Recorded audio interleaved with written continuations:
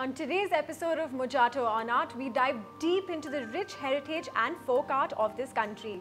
On our Mojato segment, we meet two artists who are inspired by nature, well in their own way, and we give you a list of all the upcoming events in the country. All this and more on Mojato on Art.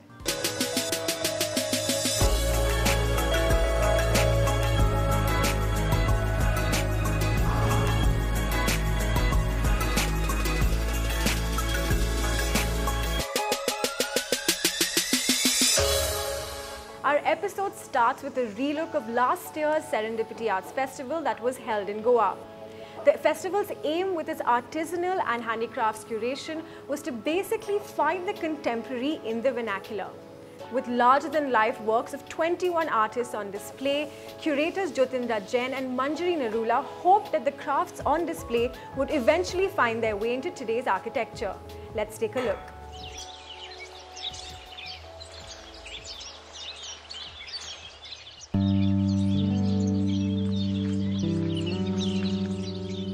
The artistic potential of our traditional crafts and textile techniques was the idea that drove two eminent curators as they worked with craftspeople across the country to create one of Serendipity Arts Festival's most striking component, its section on folk art. In post-independence 5-year plans and policy making, we have and in terms of patronage of government, etc., we have merged what we might call folk art, which are different than crafts. Crafts are generally manufactures, whereas folk art has a possibility of individual expression within a given iconographic or other framework. Normally when you talk about craft, you talk about a bazaar. So we wanted to bring it away from that. We wanted to put it into a space where the expressions, the contemporarity, the skills and all of that come through. And so we chose 21 craftsmen from across the country and we gave them all a challenge to say that you have the skills and you have this great tradition, but we need to take you beyond. We need to take you into a space which is beyond all of that. We decided on the 6 artists in the folk tradition. There are 3 textile designers. There is 1 shibori person. There is the Mulela who you've seen in this exhibition. There's a Sanji person, 2 Sanji people. So there are 21 of them. And they've all done work with Jyotindra and I, both requested them to do, to make it a little larger than what we are used to. So when you see the Sanji, you can see that it's not just a little thing, so we've taken it to that other level, and like that with the other crafts as well.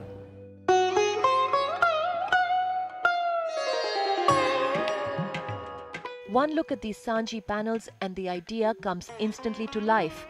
Intricate hand-cut paperwork blown up to proportions never seen before by Mohan Verma, whose family has been practicing the craft for 5 generations.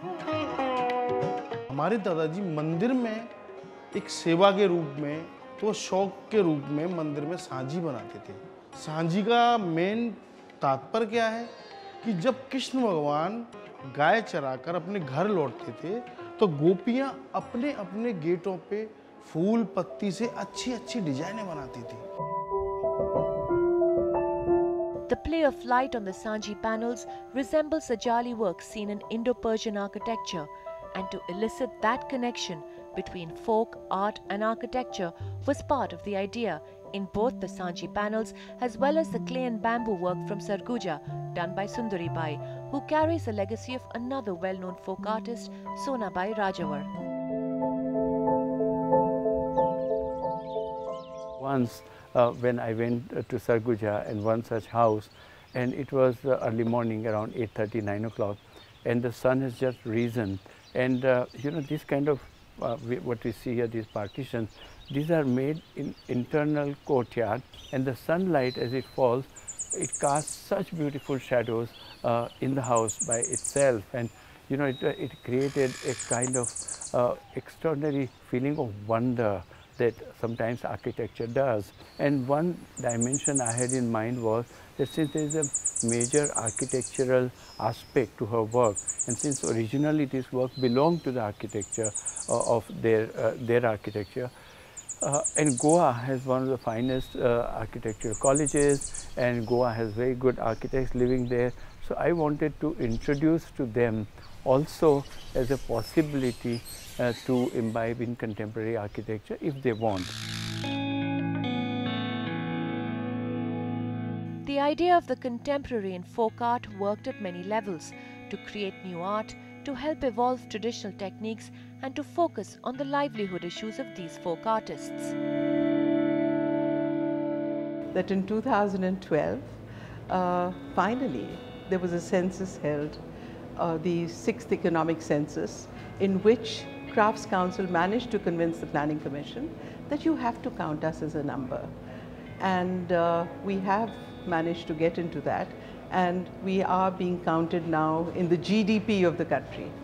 So finally we are getting there, and now they plan to do a satellite account because the results of that have been very positive. Yes, but also what is very important for us is that this craft that we've sort of shown you in this exhibition here should be taken back to architecture, through interior, through design. So we are hoping that through this, through serendipity, we will be able to bring those architects and design students and designers to now take this into places where they belonged in the past.